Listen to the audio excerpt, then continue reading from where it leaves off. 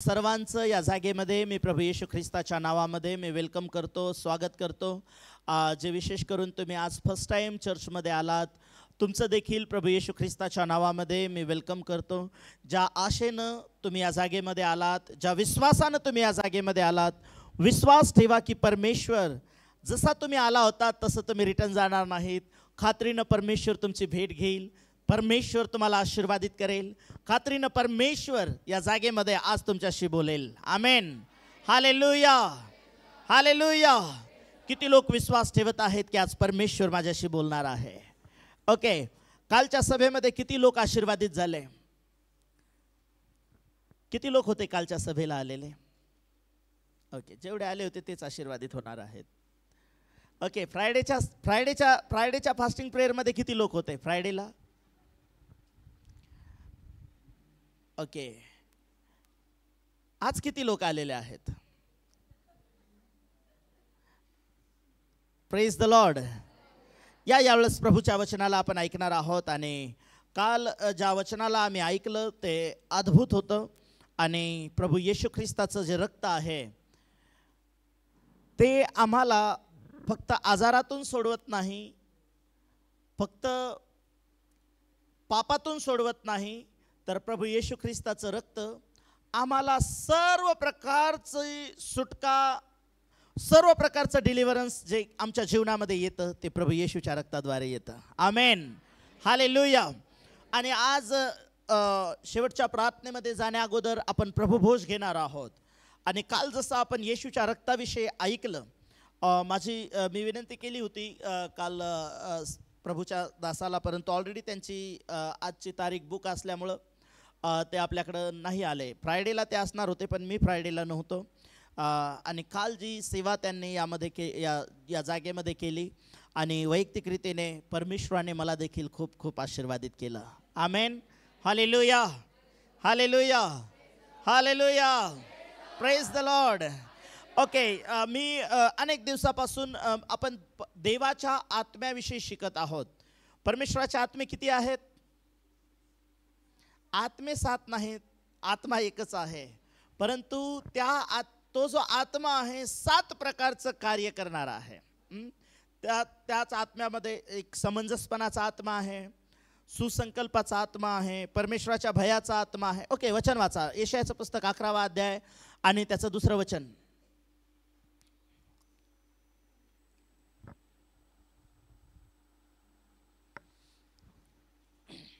Time भरपूर झालेला आहे पण मी 40 मिनिटामध्ये आज मी 40 मिनिट, मला कोणीतरी टायमर लावून द्याल का? आज मला टास्क पूर्ण करायचा आहे। मला 40 मिनिटामध्ये मी आजचा मेसेज संपवण्याचा प्रयत्न करणार आहे। ओके, जर मिळाला असेल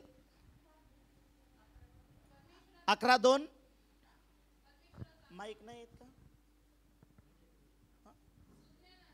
परमेश्वराचा आत्मा सुज्ञानाचा व समंजसपणाचा, सुसंकल्पाचा व सामर्थ्याचा आत्मा, परमेश्वराच्या ज्ञानाचा, भयाचा आत्मा त्याचवर राहील। हालेलुया। हे जे वचन आहे ही एक भविष्यवाणी आहे आणि ही भविष्यवाणी कोणासाठी आहे? प्रभू येशू ख्रिस्तासाठी आहे। प्रभू येशू ख्रिस्त ज्यावेळेस येणार आहे आणि प्रभू येशू ख्रिस्तावरती, ओके स्टार्ट झालेलं आहे का? हां, ठीक आहे। प्रभू येशू ख्रिस्ताच्या जीवनामध्ये ह्या गोष्टी आपल्याला पाहायला मिळतील आणि प्रभू येशूच्या बाबतीत आपण पाहिलं की ज्यावेळेस ज्ञानाचा आत्मा प्रभूच्या ठाई काम करत होता, अनेक लोकांनी त्याला फसवण्याचा प्रयत्न केला, परंतु त्याच्या ठाई जे ज्ञान होतं ते देवाच्या आत्म्याद्वारे ज्यावेळेस काम करत होतं त्यावेळेस लोक निरुत्तर होऊन येशू ख्रिस्तापासून निघून गेले। आणि तोच जर देवाचा आत्मा आज आमच्यामध्ये काम करतो तर तो आम्हाला सहाय्य करणारा आहे। हालेलुया। देवाच्या आत्म्याला फक्त अन्य भाषापुरतं लिमिटेड ठेवायचं नाही, देवाच्या आत्म्याला एका कृपादानापुरतं लिमिटेड ठेवायचं नाही। देवाचा आत्मा ही एक वेगळी हस्ती आहे, पवित्र आत्म्याचे कृपादान वेगळी गोष्ट आहे, पवित्र आत्म्याची फळं वेगळी गोष्ट आहे। आणि ज्या व्यक्तीला देवाचा पवित्र आत्मा मिळतो त्या व्यक्तीला वरदानं देखील मिळतात। पण कसे मिळतात? एखाद्या व्यक्तीला पवित्र आत्मा मिळाला, हे कशावरून? फक्त एखादा व्यक्ती अन्य भाषा बोलतो यावरून तो पवित्र आत्म्याने भरलेला आहे असं नाही. तर मी तुम्हाला सांगितलं की मोशेसाठी बसालेला देवानं पाठवलं होतं पवित्र स्थानातली सगळी व्यवस्था पाहण्यासाठी आणि कलाकुसरीचं काम करण्यासाठी. देवानं त्याला ज्ञानाचा आत्मा दिला होता. हालेलुया. परंतु ज्यावेळेस तुम्ही करिंथकराच्या पहिल्या अध्यायामध्ये करिंथकराचं पहिलं पत्र याचा 12व्या अध्यायामध्ये ज्यावेळेस तुम्ही येता, त्या ठिकाणामध्ये देवाच्या आत्म्याच्या कार्याबद्दल आणि देवाच्या आत्म्याबद्दल दोन गोष्टी पावलानं वेगवेगळ्या केलेल्या आहेत. आणि म्हणून देवाचं वचन वाचत असताना ह्या गोष्टी आपल्याला कळाल्या की मग आपल्याला व्यवस्थित काही गोष्टी प्रभूमध्ये चालता येतं.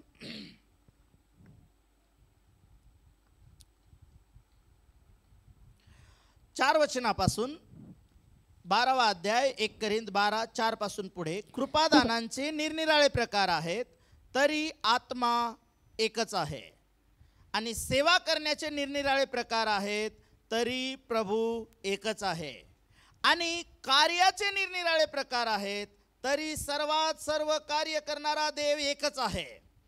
तथापि आत्म्याचे प्रगटीकरण सार्वजनिक हितासाठी एकेकाला होते, कारण एखाद्याला त्याच आत्म्याच्या द्वारे, वेगळ्या आत्म्याची गरज पडत नाही, एखाद्याला त्याच आत्म्याच्या द्वारे ज्ञानाचं वचन मिळते, एखाद्याला त्याच आत्म्यानुसार विद्येचे वचन, एखाद्याला त्याच आत्म्यात विश्वास, एखाद्याला त्याच एका आत्म्यात निरोगी करण्याची कृपादाने, एखाद्याला अद्भुत कार्य करण्याची शक्ती, एखाद्याला संदेश देण्याची शक्ती म्हणजे भविष्यवाणीची शक्ती, एखाद्याला आत्मे ओळखण्याची शक्ती, एखाद्याला विशेष प्रकारच्या भाषा बोलण्याची शक्ती व एखाद्याला भाषेचा अर्थ सांगण्याची शक्ती मिळते.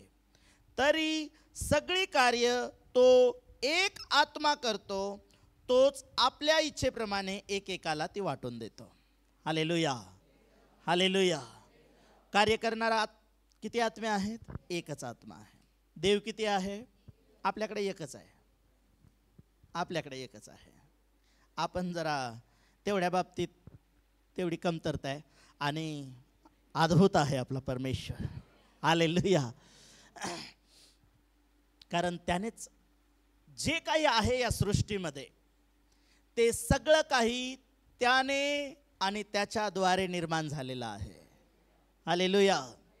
पौल म्हणतो या जगामध्ये भरपूर प्रभू आहेत, पण निर्माण करणारा परमेश्वर आहे. हालेलुया. आणि त्याची सेवा भक्ती तुम्ही आणि मी करतो. आणि देवाच्या आत्म्याबद्दल आपण शिकत असताना इथे असं लिहिलं की त्याच आत्म्यामध्ये तुम्हाला कृपादानं मिळू शकतात, तुम्हाला अन्य भाषा मिळू शकते, तुम्हाला अन्य भाषाचा अर्थ सांगता येऊ शकतो, तुम्हाला भविष्यवाणी करता येऊ शकते. परंतु मी हे जे कृपादानं आहेत याविषयी पुढे पुढे आपण शिकणार आहोत. परंतु त्या अगोदर तुम्ही देवाच्या आत्म्याविषयी शिकून घ्या. हालेलुया. ह्या गोष्टी कळाल्या की मग त्या कृपादानांमध्ये तुम्हाला पुढे जाण्यासाठी तुम्हाला इझी होऊन जाईल. तर देवाचं वचन आम्हाला काय सांगतं? मी मागच्या वेळेस तुम्हाला कशाबद्दल बोललो की फर्स्ट कुठल्या आत्म्याबद्दल बोललेला आहे? यशाया 11:2. नाही ना, परमेश्वराचा आत्मा. कुठला आत्मा? देवाचा आत्मा, परमेश्वराचा आत्मा. मी मागच्या वेळेस तुम्हाला सांगितलं, एखाद्या व्यक्तीमध्ये जर देवाचा आत्मा काम करत असेल तर तो व्यक्ती कसा आहे, कसा बनेल? एखाद्या व्यक्तीला दुष्ट आत्मा लागलेला पाहिला आपण, तो व्यक्ती कसा वागतो? जसा तो दुष्ट आत्मा असेल तसा तो व्यक्ती आपल्या वागण्यातून, बोलण्यातून आपल्याला प्रगट करण्याचा प्रयत्न करतो, नाही का? परंतु एखाद्या व्यक्तीमध्ये जर देवाचा आत्मा जर काम करायला लागला तर तो व्यक्ती कसा करायला लागेल, कसा रिॲक्ट करायला लागेल? जर देवाचा आत्मा एखाद्या व्यक्तीमध्ये काम करत असेल तर त्या व्यक्तीची कृती कशी असेल? सेम देवासारखी असणार. बरोबर आहे? हालेलुया. आणि मग विचार करा बरं, आम्ही ज्या जगात जगतो आणि ज्या देहात वागतो, बायबल सांगतं की देहाची कर्म उघड आहेत. त्याच्यामध्ये चोऱ्या आहेत, भांडणं आहेत, लबाडी आहे, जादूटोणा आहे, द्वेष आहे, कलह आहे, मत्सर आहे, ह्या सगळ्या गोष्टी आल्या त्याच्यामध्ये. पण ज्यावेळेस एका व्यक्तीमध्ये देवाचा आत्मा काम करायला लागतो, तर मी मागच्या वेळेस तुम्हाला सांगितलं की ज्या व्यक्तीमध्ये देवाचा आत्मा काम करायला लागतो तो व्यक्ती कुठल्या प्रकारच्या गोष्टी त्याच्यामध्ये घडायला लागतात. देवाच्या आत्म्यामध्ये निर्मितीचं सामर्थ्य आहे, जे की उत्पत्ती 1 मध्ये आपण पाहतो की तिथे लिहिलं की पृथ्वी कशी आहे, आकारविरहित आहे, अंधकार आहे आणि भूतलावर त्याच्या पृष्ठभागावर काय आहे, पाणी आहे, परंतु तिथे काय आहे, कोणता आत्मा आहे. तिथं लिहिलं देवाचा आत्मा जलनिधीच्या पृष्ठभागावर काय करत होता, तळपत होता. सगळं काही शून्य आहे, अंधार आहे. परंतु देवाचा आत्मा कोण आहे, तर देवाचा आत्मा निर्मितीचा आत्मा आहे. देवाचा आत्मा संजीवित करणारा आत्मा आहे. देवाचा आत्मा रिक्रिएट करणारा आत्मा आहे. हालेलुया. तो फक्त क्रिएशनच नाही आहे, तो फक्त निर्माण करणाराच नाही आहे, तर तो पुनर्निर्माण करणारा देखील आहे.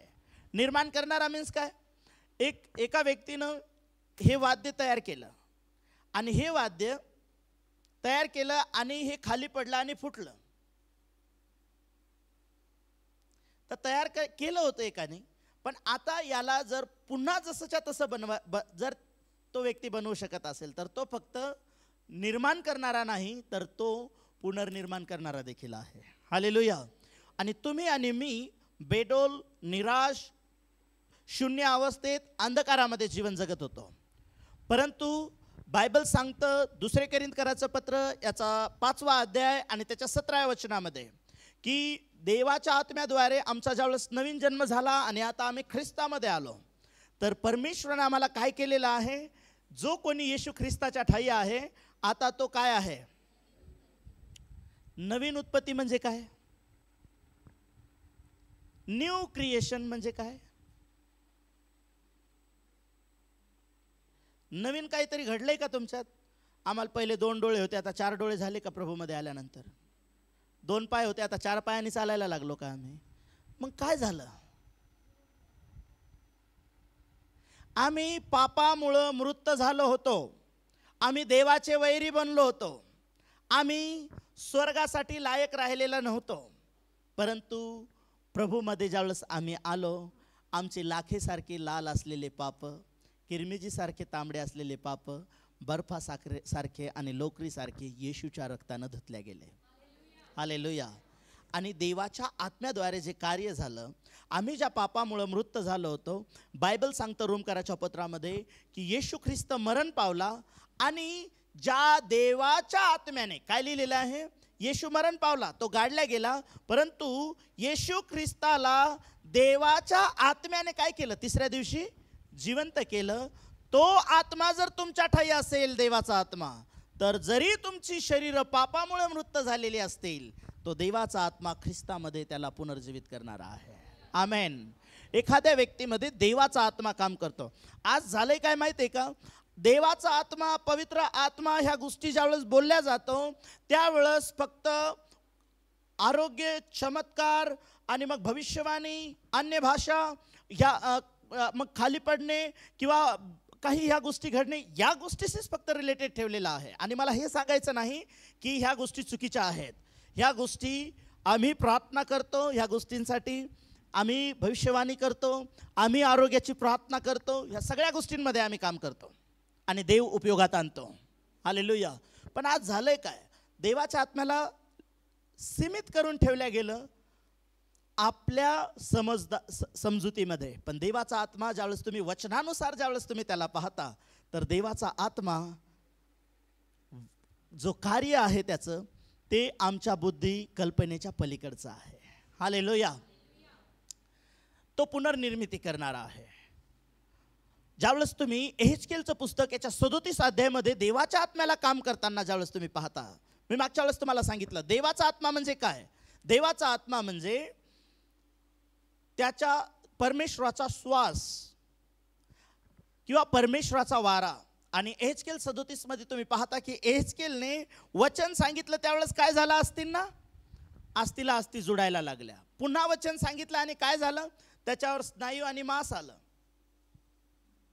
परंतु देव म्हणाला, एहेजकेल आता वाऱ्याला संदेश दे. वाऱ्याला संदेश दे म्हणजे कोणत्या वाऱ्याला, वारा मीन्स परमेश्वराचा आत्मा मीन्स परमेश्वराचा वारा, परमेश्वराचा श्वास. तो म्हटला आत्म्याला संदेश दे, म्हणजे काय कर, पवित्र आत्म्याला विनंती कर, पवित्र आत्म्याला सांग यांच्यामध्ये येण्यासाठी. आणि मग ज्यावेळेस एहेजकेलने संदेश दिला, शुष्क अस्तीच्या खोऱ्यामध्ये एक मोठं सैन्य उभं राहिलं. देव पुनर्निर्मिती करणारा देवाचा आत्मा आहे. हालेलुया.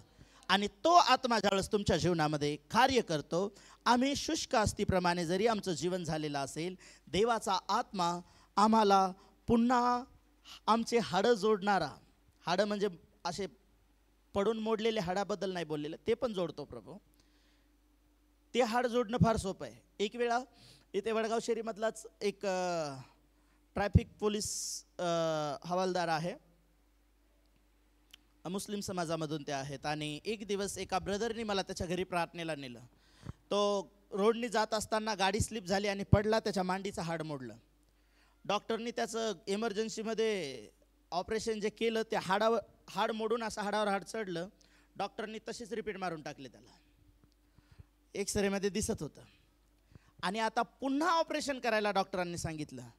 आता त्यांनी बॅग भरली, हॉस्पिटलमध्ये डिपॉझिट भरलं आणि मला प्रार्थनेला बोलवलं. त्यांना म्हटलं तुमच्यासाठी प्रार्थना काय करू? ते म्हटले आता बरं होण्यासाठीच करा. मग म्हटलं मी बरं होण्यासाठी प्रार्थना करतो, तुम्ही ऑपरेशन कॅन्सल करण्यासाठी डिपॉझिट वापस घ्या. आता हिम्मत पाहिजे ना डॉक्टरकडून डिपॉझिट वापस घ्यायला, त्या लेवलचा विश्वास तर पाहिजे ना. ते म्हटले आता कसं करायचं, माझा तिथं बेड बुक झाला आहे, तारीख बुक झालेली आहे, इथून बॅग पण भरलेली आहे, डिपॉझिट पण दिलेलं आहे. ठीक आहे म्हटलं आपण प्रार्थना करूया. प्रार्थना केली आणि दुसऱ्या दिवशी मी प्रवासात होतो. दुसऱ्या दिवशी त्या माणसाने मला फोन केला आणि तो म्हणे पास्टर खूप मोठा चमत्कार झाला. म्हटलं काय झालं? मला ऑपरेशन थिएटरमध्ये ऑपरेशनच्या टेबलवरती टाकलं होतं आणि त्यावेळेस एक सर्जन तिथे आला आणि त्या सर्जननी माझा एक्सरे आणि माझे रिपोर्ट बघितले आणि त्याने त्या ऑपरेशनच्या टेबलवरून मला बाजूला काढायला लावलं आणि मला सांगितलं, तो माणूस त्याला चालता येत नव्हतं, वॉकर घेऊन चालत होता. त्याला सांगितलं तू 1 महिना वॉकर घेऊन चालायचं, त्याच्यानंतर तू एक काठी घेऊन चालायचं 1 महिना आणि त्याच्यानंतर बिना काठीचं चालायचं, तू बरा होणार आहे. हे कसं काय झालं? जर हाडावर हाड चढून इथे रिपीट मारलेली आहे, हे झालं कसं काय? परमेश्वर काहीही करू शकतो. देवाचा आत्मा हे करू शकतो. जर एहेजकेलच्या खोऱ्यामध्ये शुष्क अस्तीच्या इकडे तिकडे विखरलेले किती वर्षापासूनचे हाडं जर देवाचं वचन ऐकून ते जोडू शकतात आणि ज्यावेळेस देवाचा आत्मा त्यावरती येतो त्यावेळेस ते एक सैन्य म्हणून उभं राहू शकतात, जिवंत होऊ शकतात, तर आमच्या शरीरातलं मोडलेलं हाड प्रार्थनेनं बरं होऊ शकतं. हालेलुया. हे देवाचा आत्मा करू शकतो, मी नाही करू शकत. हालेलुया. तर अनेक गोष्टी आपण देवाच्या वचनामध्ये शिकलात, परंतु मला ज्या 2 गोष्टी महत्त्वाच्या राहिल्या मागे, तर फक्त देव चमत्कार करतो ह्या गोष्टी करतो, परंतु नवीन करारामध्ये ज्यावेळेस तुम्ही येता ह्या सगळ्या गोष्टी तुम्ही ज्या ऐकल्या त्या जुन्या करारामध्ये देवाचा आत्मा कार्य करणारा आहे. मग नवीन करारामध्ये पेंटिकॉस्टच्या दिवशी प्रेषित 2 मध्ये ज्यावेळेस तो देवाचा आत्मा यावेळेस आला त्यावेळेस काय घडलं त्या ठिकाणामध्ये? लोक अन्य भाषेमध्ये बोलले, संदेश दिला. फक्त तिथं अन्य भाषाच बोलल्या गेली का? तिथे देखील पुनर्बांधणीचं कार्य झालं. ते कोणतं माहीत आहे? 3000 पापी लोकांचं जीवन जे पापामुळे मृत झाले होते, त्या दिवशी त्यांनी पश्चाताप केला आणि येशू ख्रिस्ताच्या नावामध्ये पिता पुत्र पवित्र आत्मा त्रिएकी देवाच्या नावात त्यांनी बाप्तिस्मा घेतला. हालेलुया. परंतु त्या आत्म्याचं कार्य तिथं थांबलं का? आज ते फक्त पेंटिकॉस्टच्या दिवशी तिथे घडलं, परंतु ज्यावेळेस मंडळीमध्ये ते कार्य कसं घडलं? फक्त मंडळीमध्येच नाही, देवाचा आत्मा फक्त सेवकांमध्ये काम करत नाही, देवाचा आत्मा फक्त मंडळीमध्ये काम करत नाही, देवाचा आत्मा इंडिव्हिज्युअली तुमच्यामध्ये, तुमच्या मुलामध्ये, तुमच्या मुलीमध्ये, तुमच्या वृद्धांमध्ये, तुमच्या तरुणांमध्ये, तरुणींमध्ये देवाच्या आत्म्याला या दिवसांमध्ये काम करायचं आहे. हालेलुया. ज्यावेळेस तो देवाचा आत्मा आमच्या जीवनामध्ये काम करायला लागतो त्यावेळेस अद्भुत गोष्टी आमच्या जीवनामध्ये घडतात. परमेश्वराच्या आत्म्याबद्दल ज्या प्रकारे भविष्यवाणी आहे योएलचं पुस्तक याचा 2 अध्यायाच्या 28 वचनामध्ये. आणि ती भविष्यवाणी काय आहे? शेवटच्या काळामध्ये मनुष्य मात्रांवर मी माझ्या आत्म्याचा काय करेल? वर्षाव करेल. आणि ज्यावेळेस कोणत्या आत्म्याचा? आपण कोणत्या आत्म्याबद्दल शिकत आहोत? परमेश्वराचा आत्मा. आणि योएल 2:28 मध्ये काय लिहिलं की शेवटच्या काळामध्ये काय होणार आहे? परमेश्वर म्हणतो मी माझ्या आत्म्याचा काय करेल? मनुष्य मात्रांवर वर्षाव करेल. त्यावेळेस काय घडेल? तुमचे पुत्र व तुमच्या कन्या संदेश देतील. हालेलुया. ज्यावेळेस एखाद्या व्यक्तीमध्ये देवाचा आत्मा काम करायला लागतो, तो कितीही सर्वसाधारण असेल, मग ती स्त्री असेल किंवा पुरुष असेल. बऱ्याच वेळेला पुरुषाला प्राधान्य दिलं जातं, कारण आपला देश कोणता आहे? पुरुष प्रधान देश आहे. कोणी नाव दिलं काय माहित. हालेलुया. पण परमेश्वराच्या नजरेमध्ये काय आहे? पौल म्हणतो स्त्री आणि पुरुष, उच्च आणि नीच, यहुदी आणि हेलेनी यांच्यामध्ये भेद नाही. हालेलुया. हालेलुया. देवाचं वचन काय सांगतं की तुमचे पुत्र आणि कन्या संदेश देतील. आणि ज्यावेळेस तुम्ही नवीन करारामध्ये देवाचा पवित्र आत्मा लोकांमध्ये काम करताना ज्यावेळेस तुम्ही पाहता, बायबलमध्ये बऱ्याच वेळेला स्त्रियांचा उल्लेख केलेला नाही, माणसांचाच उल्लेख झालेला आहे. कुठं? 5 भाकरी आणि 2 मासे कोणी खाल्ले? कोणी खाल्ले? तिथं लिहिलं 5,000. जे पुरुषांनी खाल्लं ते लिहून ठेवलं.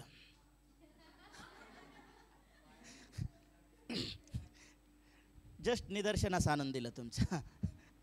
हालेलुया. 4,000 लोक जेवले. त्यावेळेस कोणाची गणती केल्या गेली? पुरुषांची.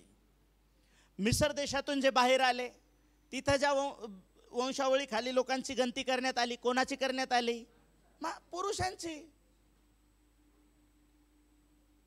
परंतु त्या काळामध्ये स्त्रियांची गणती त्यांच्यासोबत पुरुषांपेक्षाही जास्त होती. हालेलुया.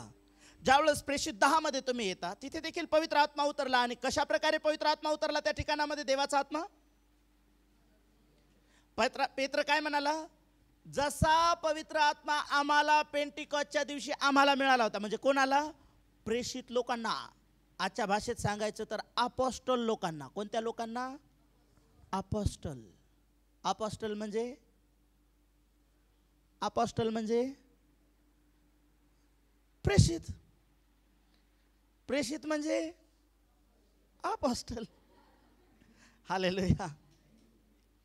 पण अपॉस्टल या व्यक्तीकडे ती अथॉरिटी असती, ते कृपादानं असतात, जी 5 पदरी सेवा त्याच्यामध्ये आहे. हालेलुया. ह्या रँक आहेत मिनिस्ट्रीमधल्या. आणि परमेश्वर सुरुवातीला तुम्हाला एक स्वार्थिकाप्रमाणे उपयोगात आणेल. आणि जर तुम्ही त्याच्यात विश्वासयोग्य राहिलात, देव तुम्हाला आणखीन पुढच्या रँकमध्ये घेऊन जाईल. तुम्ही अन्य भाषा बोलत राहिलात आणि तुम्ही खुश असाल, अन्य भाषाच बोलायची आहे मला, मग तुम्ही देवाला आणखीन भाषा मागा. देव तुम्हाला भाषा देत राहील. तुम्ही बोलत राहा, कारण तुमची इच्छा आहे ना भाषा बोलण्याची. तुम्ही जर म्हटले देव बाप्पा मला भाषेचा अर्थ पण सांगायचा आहे, प्रभू म्हणाल ठीक आहे घे. प्रभू आता मला तुझ्या कृपादानांची पण सेवा करायची. प्रभू म्हणाल मी तुला भाषा दिल्या होत्या, काय केलं? नाही, मला असं बोर झाले की बोलत बसायचो मी. मग देव म्हणाल ठीक आहे तसंच राहा. तुला दिलं त्याचं काय केलं? प्रभू मी तुझ्या सानिध्यामध्ये बसून वेळ घालवला, प्रार्थना केली. कशी प्रार्थना केली? ज्यावेळेस तुमची इच्छा पण नसती. बायबल सांगते की देवाचा आत्मा आमच्यामधून प्रार्थना करून घेत असतो. त्याला अन्य भाषा म्हटलेलं आहे. आमेन. ज्यावेळेस तुम्ही एका असो, मला त्या गोष्टीबद्दल नाही, पण तुम्हाला या गोष्टीकडे या, देवाच्या आत्म्याकडे. देवाचा आत्मा एखाद्या व्यक्तीमध्ये काम करतो. कोणाकोणामध्ये देवाचा आत्मा काम करतो? माझ्या आत्म्याचा वर्षाव करेल त्यावेळेस कोण कोण संदेश देईल? पुत्र आणि कन्या. म्हणजे तुमचे मुलं आणि मुली काय करतील? भविष्यवाण्या करतील.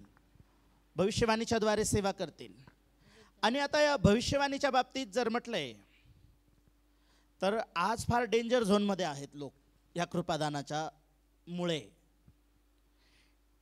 याचा जर तुम्ही देवाच्या वचनात जर लिहिलं वाचलं तर भविष्यवाणीच्या बाबतीत देवाचं वचन आम्हाला काय सांगतं.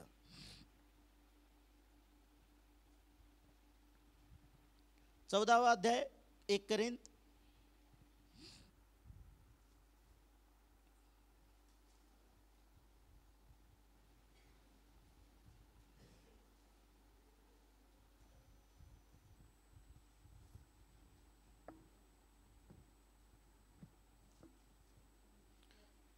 दुसरं वचन, कारण अन्य भाषा बोलणारा माणसाबरोबर नव्हे तर देवाबरोबर बोलतो, कारण ते माणसाला समजत नाही.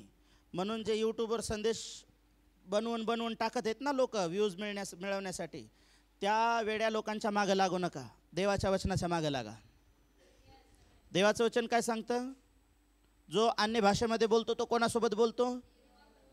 मग या यूट्यूबरला काय कळणार आहे तुमची भाषा? कळणार का? इथं लिहिलं माणसांना कळत नाही. पण जो अन्य भाषामध्ये बोलतो तो काय करतो? स्वतःची, म्हणून स्वतःची अधोगती करून घेऊ नका अशा लोकांच्या ऐकत बसून. देवाच्या वचनाला प्राधान्य द्या जीवनामध्ये. आणि मग जो अन्य भाषात बोलतो तो स्वतःची, माणसाबरोबर नव्हे तो देवाबरोबर बोलतो, कारण ते माणसाला समजत नाही, तो आत्म्याने गूढ गोष्टी बोलतो. पण बायबल सांगतं संदेष्टा माणसांना उद्देशून उन्नती, उत्तेजन व सांत्वन याबाबत बोलतो. 4थं वचन, संदेष्टा मंडळीची उन्नती करतो. Hallelujah, hallelujah. संदेष्टा काय करतो? काय करतो? मंडळीची उन्नती करतो. आता मी ह्या गोष्टींना इथे थांबवतो, कारण मला तुम्हाला नंतर कृपादानांबद्दल बोलायचं. हे आणि ते हे एकत्र केलं की थोडं भेसळ होणार. ते मी तुम्हाला फक्त देवाच्या आत्म्याबद्दल बोलायचं आहे मला तुम्हाला. पण भविष्यवाणी देवाचा आत्मा एखाद्या व्यक्तीच्या जीवनामध्ये काम करतो. तर असं लिहिलं की माझ्या आत्म्याचा वर्षाव केल्या तुमच्यावर झाल्यानंतर तुमचे पुत्र आणि कन्या संदेश देतील. तर तुम्ही ही भविष्यवाणी नवीन करारामध्ये प्रेषितांचे कृत्य याचा आय थिंक 17वा अध्याय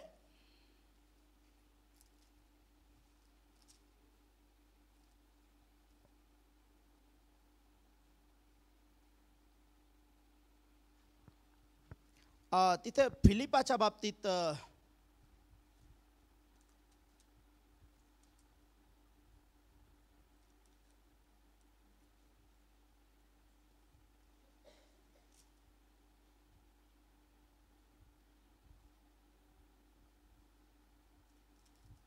फिलिपाच्या ज्या 4 मुली आहेत 21 अध्याय आणि 9 वचनामध्ये ज्यावेळेस योएल 2:28 मध्ये लिहिले की माझ्या आत्म्याचा वर्षाव झाल्यानंतर तुमच्या पुत्र आणि कन्या संदेश देतील.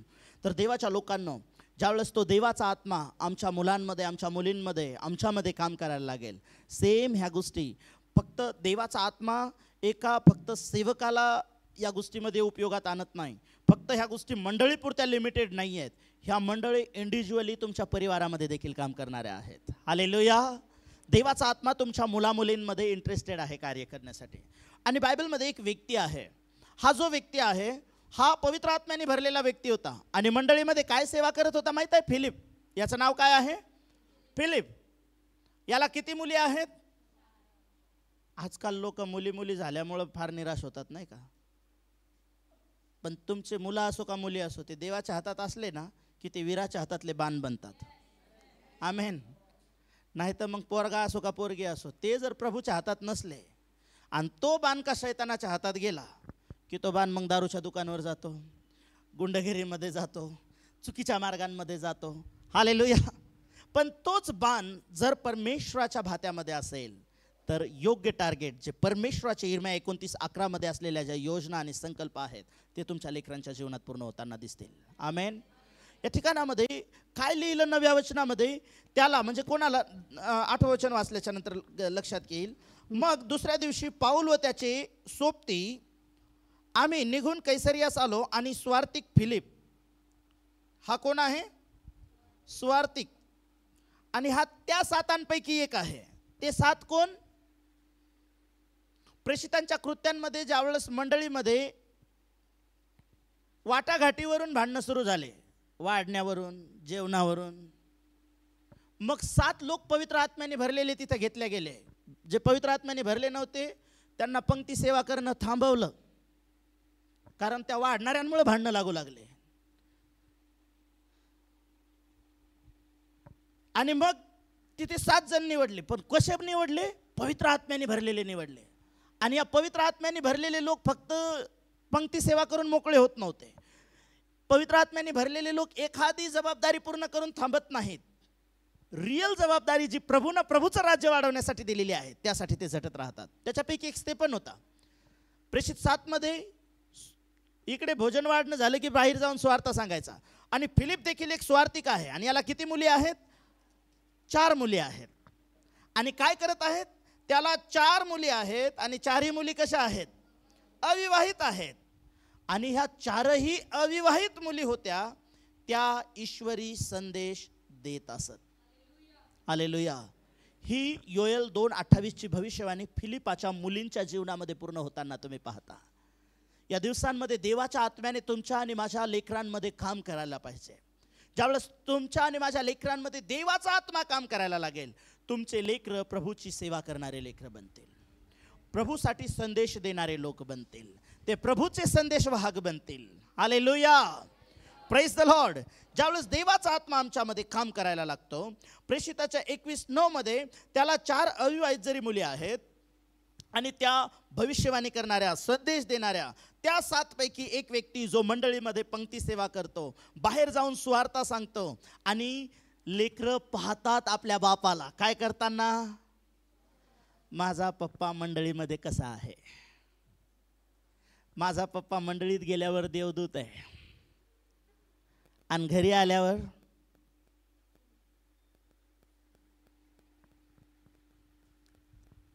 कोण आहे? तुमचे लेकरं संडे स्कूलला गेले का सगळे? इथंच आहेत का? बोलू का त्यांना पुढे? ओके. पण फिलिपवाला आपले लेकरं पाहत होते, मंडळीत कसा वागतोय माझा पप्पा, तो बाहेर सुवार्ता कशी सांगतो, देवाशी कसा विश्वासयोग्य आहे. आणि त्या लेकरांमध्ये खूप लवकरच ते बीज रोपण झालं प्रार्थना करण्याचं, देवाकडे लक्ष लावण्याचं. आणि ते लेकरं आपल्या अविवाहित काळामध्ये जे वय लेकरांचं बिघडण्याचं असतं, पापात पडण्याचं असतं, तेच लेकरं ज्यावेळेस देवाच्या आत्म्याच्या नियंत्रणाखाली येतात, ते लेकरं देवाची वाणी, भविष्यवाणी बोलायला लागतात, प्रभूची सेवा करायला लागतात. आमेन. आणि मग किती लोक म्हणतात, यस, मला त्या आत्म्याची गरज आहे, माझ्या लेकरांसाठी त्या आत्म्याची गरज आहे. ओके. दुसरी गोष्ट वाचा, यशाया 11:2 परत. परमेश्वराचा आत्मा ज्याविषयी तुम्ही शिकलात की ज्यावेळेस तो तुमच्या जीवनात, घरात, तुमच्या लेकरांमध्ये काम करतो, त्यावेळेस काय होतं? ओके. सुज्ञानाचा व समंजसपणाचा आत्मा, सुसंकल्पाचा आत्मा. बोला, सुसंकल्पाचा आत्मा. आम्ही कशाबद्दल शिकलो? देवाच्या आत्म्याबद्दल. आता देवाचा आत्मा आणखी आमच्यामध्ये काम करणारा जो आहे किंवा जो देवाचा आत्मा आहे तो कोण आहे? बोला, सुसंकल्पाचा आत्मा. बोला, सुसंकल्पाचा आत्मा. सुसंकल्पाचा आत्मा. हालेलुया. सुसंकल्पाचा आत्मा काय काम करतो? मी तुम्हाला मागच्या संडेला सांगितलं की देवाचा आत्मा काय काम करतो. आता त्याच देवाचा सुसंकल्पाचा आत्मा आमच्या जीवनामध्ये ज्यावेळेस काम करायला लागतो, त्यावेळेस आमच्या जीवनामध्ये काय घडतं? हालेलुया. ओके. ज्यावेळेस तुम्ही यशाया 11:2 ज्यावेळेस तुम्ही वाचलं, तर सुसंकल्पाचा आत्मा म्हणजे नेमकं त्याचं कार्य काय आहे हे तुम्ही समजून घ्या. सुसंकल्पाचा आत्मा एखाद्या व्यक्तीच्या जीवनामध्ये आहे किंवा कार्य करत आहे. अनेक लोकांमध्ये तो आहे आणि त्यांच्याद्वारे ते कार्य घडतही आहे, पण त्यांना कल्पना नाही आहे आत्म्याबद्दल. सुसंकल्पाचा आत्मा म्हणजे तुम्ही एक सल्लागार असता. ते सल्लागार नाही, रस्त्यात उभं राहून फुकटचा सल्ला कोणाला पण देत बसतात, ते नाही. पण जे देवाच्या आत्म्याने भरलेले असतात, आवर्जून अशा लोकांकडं लोक आपल्या समस्या घेऊन येतात, आपलं दुःख घेऊन येतात, आपल्या निराशा घेऊन येतात, आपलं कन्फ्युजन घेऊन येतात. आणि ज्यावेळेस तो व्यक्ती त्यांना काही गोष्टी करण्याचा सल्ला देतो आणि त्या सल्ल्यानुसार पुढच्या समोरचे लोक ऐकतात आणि त्या आत्म्याच्या द्वारे ज्या गोष्टी घडणाऱ्या असतात तो रिझल्ट दोघांच्याही जीवनात काय पाहायला मिळतो. हालेलुया. एक चांगला सल्ला देणारा व्यक्ती तुम्ही बनता. एक योग्य प्रकारचं मार्गदर्शन करणारा आत्मा. सुसंकल्पाचा आत्मा म्हणजे योग्य गाईड करणारा, सल्ला देणारा आणि योग्य प्रकारचं मार्गदर्शन करणारा, योग्य दिशा दाखवणारा. अनेक वेळेला आम्हाला आमची दशा बदललेली असते म्हणून आम्हाला दिशाहीन बनून जातो आम्ही. पण ज्यावेळेस देवाचा सुसंकल्पाचा आत्मा मंडळी आमच्या जीवनामध्ये ज्यावेळेस काम करायला लागतो त्यावेळेस आम्हाला या आत्म्याने भरून ज्यावेळेस आम्ही जीवन जगायला लागू त्यावेळेस कोणत्या गोष्टी कसा रिझल्ट आमच्या जीवनामध्ये दिसू शकतो. जेव्हा आम्ही एखाद्या वेळेस गोंधळलेल्या अवस्थेमध्ये आहोत, आम्ही कन्फ्यूज आहोत, आम्ही दिशाहीन झालेले आहोत, आम्हाला अनेक गोष्टींबद्दल आम्हाला काही कळत नाही आहे, अशा अवस्थेमध्ये आम्हाला अशा आत्म्याने भरलेल्या व्यक्तीची गरज आहे किंवा त्या आत्म्याच्या मार्गदर्शनाची आम्हाला गरज आहे. आणि तो आत्मा कोणता आहे? बोला, सुसंकल्पाचा आत्मा. सुसंकल्पाचा आत्मा म्हणजे काय? दिशा देणारा, सल्ला देणारा आणि गोंधळातून काढणारा, मार्ग दाखवणारा. आमेन, हालेलुया. जर तुम्ही स्तोत्रसंहिता याचा 32 अध्याय आणि त्याचं 2 वचन जर तुम्ही वाचलं तर हा आत्मा कोणत्या समयात कोणत्या वेळेस कशा प्रकारचं कार्य करतो वाचा. मिळालं का? स्तोत्र 32 साम 32 आणि वचन 2. ज्याच्या हिशेबी परमेश्वर 8-9 वचन. मी तुला बोध करील ज्या मार्गाने तुला गेले पाहिजे. 8वं वचन वाचा फक्त. मी तुला बोध करेल ज्या मार्गाने तुला गेले पाहिजे, तू गेलं पाहिजे, त्याचे शिक्षण तुला देईल, त्याचं शिक्षण मी तुला देईल. हालेलुया. काय म्हणत आहे? देवाचा आत्मा हा जो सुसंकल्पाचा आत्मा ज्यावेळेस एखाद्या व्यक्तीच्या जीवनात काम करतो. आता हे स्तोत्र कोणी लिहिलेलं आहे? हे स्तोत्र दाविदाने लिहिलेलं आहे. स्तोत्रसंहिता 32 मध्ये दाविदाची परिस्थिती काय आहे, दावीद कोणत्या अवस्थेमध्ये आहे. जर तुम्ही स्तोत्र 32 जर वाचलं तर स्तोत्र 32च्या वरती हेडिंग काय आहे तुम्हाला सांगता येईल का? क्षमेची थोरवी. क्षमेची थोरवी. ज्यावेळेस एखाद्या व्यक्तीला क्षमा मिळते, त्या क्षमा मिळाल्याच्या नंतर जो देवाचा तो आत्मा आहे, जो तो परमेश्वर आहे, तो आमच्यामध्ये कशा प्रकारचं काम करायला लागतो. आता क्षमेची थोरवी हे नाव का दिलेलं आहे या स्तोत्राला? हे स्तोत्र कोणी लिहिलं? दाविदाने. आणि कधी लिहिलं? स्तोत्र 52 आणि स्तोत्र 32. स्तोत्र 52 जे आहे मे बी हे स्तोत्र 32च्या अगोदर लिहिल्या गेलेलं आहे. कारण स्तोत्र 52 मध्ये दाविदानं काय केलेलं आहे? बेतशेबे सोबत ज्यावेळेस व्यभिचाराचं पाप केलं त्यावेळेस त्याला नाथान संदेष्टानं त्याचं ताडण केलं. त्यावेळेस काय केलं? त्याने पश्चाताप केलेला आहे स्तोत्रसंहिता 52 अध्यायामध्ये. परंतु ज्यावेळेस एका व्यक्तीला क्षमा मिळते, 51 आहे, ओके सॉरी, थँक्यू. ज्यावेळेस तिथे त्याला क्षमा मिळाली आणि मग तुम्ही ज्यावेळेस येता स्तोत्र 32 मध्ये त्यावेळेस सेम सिच्युएशन आहे. ज्यावेळेस त्याला हे कळालं मी पाप केलेला आहे, मी व्यभिचार केलेला आहे आणि देव माझ्या बाबतीत निराश आहे, देवाच्या आत्म्याला मी खिन्न केलेला आहे, त्यावेळेस तो काय झाला माहित आहे? अगोदर तर नाथान संदेष्टा त्याला एक स्टोरी सांगितली. नाथान संदेष्टाने काय सांगितली? एक माणूस होता, तो खूप श्रीमंत होता, त्याच्याकडे गुरंढोरं मेंढरं भरपूर होतं. पण त्याच्याकडे एक दिवस एक पाहुणा आला. त्या पाहुण्यांचा पाहुणचार करण्यासाठी यानं एक मेंढरू आणलं. ते मेंढरू एका गरीब व्यक्तीचं होतं. त्याच्याकडे एकच मेंढरू होतं. ते त्याच्या बिछाण्यावर असायचं, ते त्याच्या उराशी निजायचं. आणि त्यानं ते मेंढरू घेतलं, कापलं आणि आपल्या पाहुण्यांचा पाहुणचार केला. दावीद राजा असा चटकन उभा राहिला आणि म्हटला, कोण आहे तो असा माणूस, त्याला देहांत शिक्षा झाली पाहिजे. नाथान म्हणाला, महाराज तुम्हीच आहात. तुम्ही उरियाच्या पत्नीला काय केलेलं आहे? घरात आणले, तिच्या नवऱ्याला मारून टाकले. आणि हे ज्यावेळेस त्याला कळालं ना, त्याला कळालं की अरे बाबा, हा खून पचवण्यासाठी मी बेतशेबेला माझी पत्नी म्हणून स्वीकारलं. लोकांच्या नजरेमध्ये मी किती चांगला कृपादृष्टी ठरलेला माणूस आहे. लोकांना किती चांगली वाहवा केली असेल की अरे राजाचा शिपाई मेला, त्या स्त्रीला यानं असंच सोडलं नाही, आपली राणी म्हणून स्वीकारलं. किती हा दयाळू राजा आहे. परंतु खरी स्टोरी जी आहे ती वेगळी आहे. त्यानं तिच्या नवऱ्याला घरी बोलवलं, त्याला दारू पाजली, त्याला आपल्या पत्नीकडे जायला सांगितलं. कारण त्याला कळालं होतं ज्यावेळेस मी व्यभिचार केला त्या व्यभिचारातून स्त्री गर्भवती राहिली. आणि ही कळालं त्यावेळेस तो गोंधळून गेला, कन्फ्युजनमध्ये गेला. आणि त्याने ते पाप लपवण्यासाठी अनेक हातकंडे वापरले. आणि ते पाप लपवण्यासाठी त्याचे हातकंडे त्याच्या कामी आले नाही. उरियाला मारल्यामुळं त्याचं पाप लपल्या गेलं नाही. तो आणखीन गोंधळात पडला. ज्यावेळेस त्याला कळालं, त्याने ज्यावेळेस मग पश्चाताप केला, त्यावेळेस परमेश्वरानं त्याला मार्गदर्शन केलं. त्या व्यभिचारापासून ती स्त्री प्रेग्नेंट राहिली बेत्सेबा. पण देव म्हटला ज्या व्यभिचारामुळे तुझ्या त्या बेत्सेबेच्या गर्भामध्ये बाळ आहे ते जगणार नाही. आणि ते बाळ दाविदानं अनेक दिवस उपवास आणि प्रार्थना केल्या डे नाईट, पण ते लेकरू वाचलं नाही. कारण ते व्यभिचारापासून होतं. परिणाम रिझल्ट दाविदाला मिळाला. दावीद गोंधळलेला होता, कन्फ्युजनमध्ये होता, काय करावं. अरे मी तर उरियाला मारलंय, मी त्याच्या हातातच त्याचं मृत्यूपत्र दिलं होतं, मी अनेक गोष्टी हातकंडे वापरले, पण ही गोष्ट लपलेली नाही. ज्यावेळेस त्याने पश्चाताप केला आणि या सगळ्या पापामध्ये गोंधळलेल्या अवस्थेत असताना, दिशाहीन झालेला असताना त्याने परमेश्वराकडे पश्चाताप केला आणि देवाचं साह्य मागितलं. त्यावेळेस देवाचा जो सुसंकल्पाचा आत्मा आहे तो याच्यासोबत बोलायला लागला. आणि काय म्हटला माहित आहे? परमेश्वर म्हटला तू तुझ्या डोक्यातला बोध घेऊन काय करू लागला? याला मारल्यानं माझ्या ह्या गोष्टी लपतील, मी ही गोष्ट केल्याने असं होईल. काही लपत नाही. परमेश्वरापुढे अंधार देखील प्रकाशासारखाच आहे, कारण दोघांचा निर्माण करणारा देव आहे.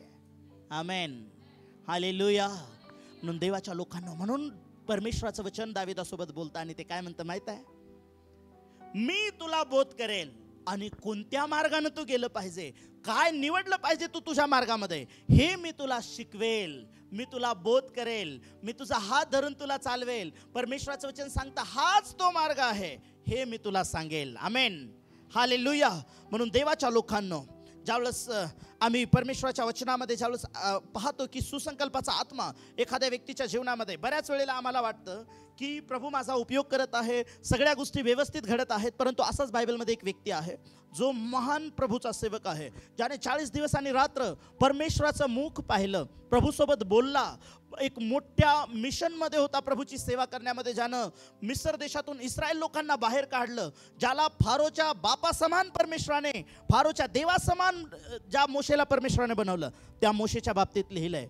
त्याच्याकडे देव त्याच्याशी बोलायचा, पण देवाचा निवास मंडप कसा बनवायचा हे त्याला सांगितलं. पण निवास मंडप मोशेला बनवता आला का? नाही. निवास मंडपाचं कलाकुसरीचं काम करण्यासाठी देवानं ज्ञानाच्या आत्म्याने भरलेला माणूस त्याला दिला बसालेल. आता इथे एक घटना काय घडती, आता देवाच्या मंडळीचा न्याय करायला लागला. त्याच्याकडे कृपादानं आहेत. तो सकाळी येऊन बसायचा, लोक त्याच्याकडे यायचे आपले प्रॉब्लेम घेऊन, आणि मोशे सांगायचा ठीक आहे, नंबर लावा तुमचे, लाईनीत या, मी सगळ्यांचा प्रॉब्लेम सॉल्व करतो. सकाळी बसायचा, बिचारा नाश्ता करत होता का नाही माहीत नाही, गर्दी पाहून जाऊ दे आज नाश्ता नाही करत, दुपारचं जेवण पण टाळायचा बिचारा. एक दिवस त्याचा सासरा आला. सासरा, जर तुम्ही वचन वाचा, वचन निर्गमचं पुस्तक 18वा अध्याय काढून ठेवा, 17व्या अध्यायापासून 24 वचनापर्यंत ही स्टोरी आहे. आणि सासरा आला आणि सासरा जावयाला भेटायला आला. अरे बापरे, हे तर संपलंय. ओके, सासरा भेटायला आला. सासरा पाहतोय जावई काय करतोय, सकाळीच येऊन बसलाय, लोकांचा रीग लागलेली आहे तिथे, प्रश्न सोडवतोय. प्रभू याचं असं प्रकरण आहे, काय काय सांगू. प्रभू त्याला मार्गदर्शन करतो, हा लोकांना सांगतोय. याने नाश्ता केला नाही, दुपारचं जेवण केलं नाही. सासऱ्यानं पाहिलं माझा जावई असाच राहिला तर माझ्या मुलीला लवकर विधवा बनवून टाकला. हालेलुया. एखाद्या व्यक्ती देवाच्या आत्म्याने भरलेला आहे याचा अर्थ तो सगळ्याच गोष्टी व्यवस्थित करू शकतो असं नाही. मोशेनं समुद्र दुभागला होता, खडकातून पाणी पाजलं लोकांना, त्याच्या समोर बोलायची कोणाची हिंमत आहे का? आहे हिंमत? सासऱ्याने हिंमत केली, कारण सासऱ्यामध्ये सुसंकल्पाचा आत्मा काम करत होता. मे बी तो समुद्र दुभागणारा नाही आहे, तो खडकातून पाणी काढणारा नाही आहे, तो काठीचा साफ करणारा नाही आहे, परंतु काय बाळा, याला बंद कर, याच्यासोबत आपलं काय गणित बसत नाही. ओके, प्रयत्न केला बरं का मी. मोठाले चमत्कार करणारा मोशे आहे, परंतु सुसंकल्प, योग्य निर्णय, योग्य डिसिजन, योग्य दिशा देणं हे त्याला नाही कळालं. त्यावेळेस इथ्रो तिथे येतो, बघत आहात तुमच्या बायबलमध्ये. आणि त्यावेळेस इथ्रोनं त्याला एक सल्ला दिला, आणि तो सल्ला काय होता? त्यानं विचारलं पहिले, जावई बापू काय करताय तुम्ही? मी लीडर आहे या लोकांचा. बर, काय करताय? मी यांचे सगळे प्रॉब्लेम सॉल्व करतो एकटेच. हो, कारण देव माझ्या संग बोलतो, मग मीच एकटा, मीच प्रार्थना करतो, मीच गाणं गातो, मीच ढोलकी वाजवतो. ही सिच्युएशन होती माझी एक दिवस. हालेलुया. पण प्रभूला धन्यवाद, आज वाजवणारे वेगळे आहेत, गाणारे वेगळे आहेत, व्यवस्था पाहणारे वेगळे आहेत. हे सगळं देवाच्या आत्म्याचं कार्य आहे. हालेलुया. आणि प्रत्येकांमध्ये देवाचा आत्मा वेगवेगळ्या रीतीने काम करतो. तुमच्या लक्षात येत असेल, हे मी एकटाच करतो. सासरा म्हणाला, जावई बापू असंच करत राहिला तर लवकर मरसाल. एक काम करा, या मंडळीतले काही लोक निवडा जे व्यवस्थित आहेत, जे ज्ञानी आहेत, चांगले एज्युकेटेड आहेत, ज्यांना न्याय करता येतो, जे तोंड पाहून न्याय करत नाहीत, लाच घेणार नाहीत, असे निवडा. आणि त्यांना सांगा, कोणाला 100वर, त्याच्या योग्यतेप्रमाणे कोणाला 100वर नेमा, 50वर, कोणाला 10वर नेमा, कोणाला 5वर नेमा. आणि त्यांना सांगा की या लोकांचे प्रकरण तुम्ही सॉल्व करा. आणि नाहीच करता आले त्यांना, तर त्यांना सांगा एखादं मोठं प्रकरण असेल तर मग माझ्याकडे घेऊन या. आणि मोशेला तो एक शब्द त्याने, आय थिंक कितव्या वचनामध्ये आहे ते, 18 हां वाचा. नाही, मी तुला एक सल्ला देतो असं म्हटलंय तिथे. निर्गम 19 वचन वाचा. तर माझं ऐक, मी तुला सल्ला देतो आणि देव तुझ्या बरोबर असो. हालेलुया. आम्ही एखाद्या व्यक्तीचा सल्ला घेतला म्हणजे देव सोडून गेला का? जर तो व्यक्ती जर सुसंकल्पाच्या आत्म्याने भरलेला आहे, देवानं त्याला दिशा आणि सल्लागाराचं जर ते विजडम दिलेलं आहे, तो स्पिरिट त्याच्यामध्ये काम करतोय, आणि ते जर तुम्ही ऐकता तर तुमच्या जीवनाचा परिणाम वेगळा होऊ शकतो. नाही तर मोशेचा परिणाम काय झाला असता? खूप लवकर मोशेचं फ्युनरल झालं असतं. जास्त दिवस जगायचंय, जास्त आशीर्वादित व्हायचंय, मग या आत्म्याच्या अंडर या गोष्टी समजून घ्या. आणि मग तो म्हटला, मी तुला सल्ला देतो, असं कर. मोशेनं तो सल्ला मान्य केला, त्याने तसं केलं, आणि मोशे आपल्या लाईफमध्ये खूप रिलॅक्स झाला. आणि मोशेसोबत देवाचे लोक देखील देवाच्या सेवेमध्ये वाढायला लागले. आमेन. हालेलुया. आम्हाला योग्य निर्णय, डिसिजन देणारे देवाचे लोक, अशा सुसंकल्पाच्या आत्म्याने भरलेले लोक आमच्या जीवनामध्ये यायला पाहिजे. म्हणून आम्ही प्रार्थना केली पाहिजे देवाच्या लोकांना. आणि म्हणून परमेश्वराचं एक वचन आम्हाला या प्रकारे सांगतं. स्तोत्रसहित नीतिसूत्रे याचा 19 अध्याय आणि 21 वचन. बऱ्याच वेळेला आपल्याला वाटतं मी जे करत आहे तेच सगळं काही व्यवस्थित आहे. मनुष्याच्या मनात अनेक मसलती येतात, अनेक विचार येतात, अनेक निर्णय येतात, परंतु परमेश्वराची योजना स्थिर राहते तुमच्यासाठी. म्हणून ज्या देवाच्या योजना तुम्हाला समजून घ्यायच्या असतील, या सुसंकल्पाच्या आत्म्याच्या अंडर या, देवाला सांगा. आणि मग देवाच्या लोकांनो, ज्यावेळेस त्याच्या आणखीन एक व्यक्ती तुम्ही बायबलमध्ये तुम्ही पाहता, ज्याचं नाव योसेफ आहे. उत्पत्तीचं पुस्तक याचा 41 अध्याय आणि त्याच्या 32 पासून 36 वचनापर्यंत. त्या ठिकाणामध्ये फारो आहे, आणि फारोला काय झालं? स्वप्न पडलं. एकाच रात्रीला 2 स्वप्न पडले. किती लोक आहेत ज्यांना स्वप्न पडतात? स्वप्न पडायला काय करावं लागतं? झोपावं लागतं. ज्यांना स्वप्न पडत नाही ते झोपायला लागा, तुम्हाला स्वप्न पडतील. हालेलुया. पण 2 प्रकारचे स्वप्न आहेत बायबलमध्ये. योब म्हणतो की देव माझ्यासोबत स्वप्न दृष्टांच्या द्वारे बोलतो. आणि शल्मोन राजा काय म्हणतो, एखाद्या जास्त कामाचा व्याप असेल तर त्यामुळे देखील स्वप्न पडतात. तुम्हाला जर कामाचे स्वप्न पडत असतील तर तुम्ही इथ्रोचा सल्ला घ्या, मोशेच्या सासऱ्याचा. हालेलुया. आणि तुमच्यासोबत देव बोलावा असं वाटत असेल तर प्रार्थना करून बायबल वाचून झोपा, देव तुमच्याशी बोलेल. आमेन. आणि असाच एक दिवस एक राजा झोपला, तो फारो, आणि त्याला स्वप्न पडले. एकाच रात्रीला 2 स्वप्न पडले. एका स्वप्नात गायी आल्या. किती गायी आल्या एका स्वप्नात? 7च आल्या? नाही ना, 14 गायी आल्या. 14 गायी आल्या. मग 7 आणि 7 किती झाल्या? मी असं विचारलं का त्यांचं डिवायडेशन? किती गायी आल्या? 14. 7 गायीनी, बापरे, गायीनी गायीला खाऊन टाकलं त्या स्वप्नात. हालेलुया. असं स्वप्नात झालं. त्याच्यानंतर आणखीन एक स्वप्न पडलं. ते कशाचं होतं? कंस. किती कंस होते? परत 7च का? 14 होते. आणि पहिले कंस कसे होते? आणि नंतर आलेले कंस वाळलेल्या कंसांनी धष्टपुष्ट कंसांना खाल्लं. हे स्वप्न पडलं. हे स्वप्न पडल्याच्या नंतर कोणाचंही डोकं चक्रावून जाणार, काही कळणार नाही. प्रत्येक राजाच्या पदरी काय असायचे? मांत्रिक असायचे, ज्योतिषी असायचे, पंचांग पाहणारे असायचे. या राजाने या सगळ्यांना बोलवलं. ए बाबा, मी लय विचित्र स्वप्न पाहिले, इकडे या, स्वप्नाचा अर्थ सांगा. कोणालाच सांगता येईना. योसेफ कैदी होता. त्या पॅलेमदाराला आठवण झाली, माझी लय चूक झाली, त्याला आणतो बाहेर. त्यानंच माझ्या स्वप्नाचा अर्थ सांगितला होता, म्हणून मी आज पुन्हा नोकरीला लागलो. हालेलुया. आणलं त्याला योसेपाला. आणि योसेपाला काय म्हटलं? मला स्वप्न पडले. त्यावेळेस योसेपानं त्याला स्वप्न सांगितले. स्वप्न सांगितल्याच्या नंतर फक्त स्वप्न सांगून योसेफ मोकळा झाला नाही. योसेपाकडे फक्त स्वप्नाचा अर्थ सांगणारा आत्मा नव्हता, योसेपाकडे सुसंकल्पाचा आत्मा होता. आणि एखाद्या व्यक्तीच्या जीवनामध्ये सुसंकल्पाचा आत्मा काम करायला लागतो ना, त्या व्यक्तीच्या जीवनामध्ये काय पाहायला मिळतं तुम्हाला माहित आहे? तो एखादी जबाबदारी आपल्या हातामध्ये घेतो आणि त्या जबाबदारीमध्ये तो सक्सेस होतो.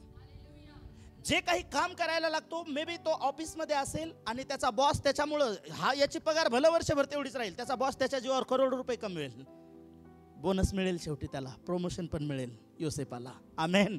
हालेलुया. पण सुसंकल्पाचा आत्मा त्याच्यामध्ये काम करत होता. तिकडे पोटिफराच्या घरात त्याला फार श्रीमंत केलं त्यानं. त्याच्या बायकोनं लावला आरोप. तिकडे गेला तो बिचारा जेलमध्ये. तिथून इकडे ज्यावेळेस आला, राजाच्या स्वप्नाचा अर्थ सांगितला. राजा, असं असं झालं. राजा म्हटला, मी कोण लागतो देवाचा एवढं मला सांगायला? राजाला सांगितलं, नीट ऐक, येणारे 7 वर्ष हे सुकाळाचे आहेत, भरपूर पीक होणार आहे. येणारे त्यानंतर 7 वर्ष जे येणार आहेत ते दुष्काळाचे असतील. आणि त्यामध्ये कापणी होणार नाही, पेरणी होणार नाही, पीक येणार नाही. त्यावेळेस जमिनीत पीक उगवत होतं हे देखील लोक विसरून जातील. इतका भयानक दुष्काळ पडणार आहे. मग काय करायचं? आत्तापासून गावागावात कोठारं बनवा आणि त्याच्यामध्ये शेतकऱ्यांकडून त्यांच्या शेताचा पंचमांश गोळा करा आणि त्या कोठारांमध्ये साठवा. त्यानं डोक्याला हात लावला. अरे बाप, एवढा मोठा सल्ला! येणाऱ्या 7 वर्षामध्ये अख्खा देश जगवण्याचा सल्ला योसेपाला दिला देवाने. योसेपाने त्याला फुकटमध्ये दिला. योसेफ म्हटला, तू सल्ला तर दिला, पण याच्यावर काम ना मी करू शकत, ना एवढा सुसंकल्पाच्या आत्म्याने भरलेला चांगला व्यक्ती माझ्या राज्यात पण कोणी नाही. त्याच्यासाठी देव म्हणाला, मी तुला नेमतो. हालेलुया. ज्यावेळेस सुसंकल्पाचा आत्मा तुमच्यामध्ये काम करायला लागतो, त्यावेळेस फक्त तुम्हाला तो सल्लागार म्हणून ठेवत नाही. ज्यावेळेस सुसंकल्पाचा आत्मा तुमच्यामध्ये काम करायला लागतो, त्यावेळेस फक्त लोकांच्या जीवनाला दिशा देणारा तुम्हाला बनवत नाही, तर तो सुसंकल्पाचा आत्मा तुमच्या जीवनाची दशा आणि दिशा बदलून टाकतो. आमेन. हालेलुया. योसेपाच्या जीवनामध्ये काय घडलं? ज्यावेळेस हा सुसंकल्पाचा आत्मा काम करायला लागला, त्याने जस्ट जाऊन स्वप्नाचा अर्थ सांगितला, त्याने जाऊन सल्ला दिला. पण राजा म्हटला, हे काम पूर्ण करण्यासाठी मी तुला नेमतो. मी फक्त गादीपुरता फारो राहील, पण तुझ्या मर्जीच्या खिलाफ कोणीच वागणार नाही. आमेन. हालेलुया. म्हणून देवाच्या लोकांनो, या दिवसांमध्ये आम्हाला त्या आत्म्याची गरज आहे. आणि तो आत्मा ज्यावेळेस आज तुमच्या आणि माझ्या जीवनामध्ये काम करायला लागतो, तो आत्मा तुमचा आणि माझा कसा सल्लागार आहे. एक शेवटचं वचन वाचूया. योहानाचं शुभवर्तमान 14वा अध्याय आणि त्याचं 26 वचन. योहान तरी ज्याला तरी तो आत्मा, ज्यावेळेस योएल 2 मध्ये लिहिलं ना की मनुष्य मात्रांवर मी वर्षाव करेल माझ्या आत्म्याचा, पुत्रकन्या संदेश देतील. तो जो आत्मा आहे तो कशाचा आहे? देवाचा आत्मा. परंतु जो सुसंकल्पाचा आत्मा आहे, प्रभू येशूने त्याविषयी बोललेला आहे.